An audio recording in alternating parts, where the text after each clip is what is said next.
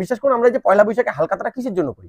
কাস্টমারের যে খাতাটা আছে বাকি খাতা, সে খাতার হালটা ঠিক হবে, কাস্টমার এসে বাকি টাকাটা দেবে, বছরের প্রথম দিন মিষ্টি মুখ করবে, ক্যালেন্ডার নেবে, ব্যাস। এই জন্যই তো কাস্টমার এসে প্রত্যেক পয়লা বৈশাখে আসবে, আগের যে অ্যামাউন্টটা থাকবে 20,375 টাকা আছে, 75 টাকাটা দেবে, বাকি টাকাটা পরে থাকবে, আবার পরের বছর আবার আসবে। মিষ্টি নিজের জন্য নিয়ে যাবে, নিজের বউর জন্য নিয়ে যাবে, নিজের ছেলের জন্য নিয়ে যাবে, মামা বাড়ির জন্য, মাসির বাড়ির জন্য, সবার জন্য মিষ্টির প্যাকেট নিয়ে যাবে। মিষ্টি দিতে কম দেবেন, আর প্যাকেট মিষ্টি 100 টাকা করেছি, 75 টাকা উল্টো আবার পার প্যাকেটে 5-25 125 টাকা আবার লস।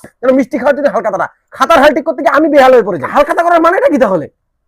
মানে টাকা কিসের পাবো, আবার উল্টো আবার ঘাটতি হয়ে যায় ব্যবসায়। আবার ক্যালেন্ডার নেবে নিজের বাড়ির জন্য, মামা বাড়ির জন্য, শ্বশুর বাড়ির জন্য, পিসির বাড়ির জন্য, জেঠির বাড়ির জন্য, কাকির বাড়ির জন্য।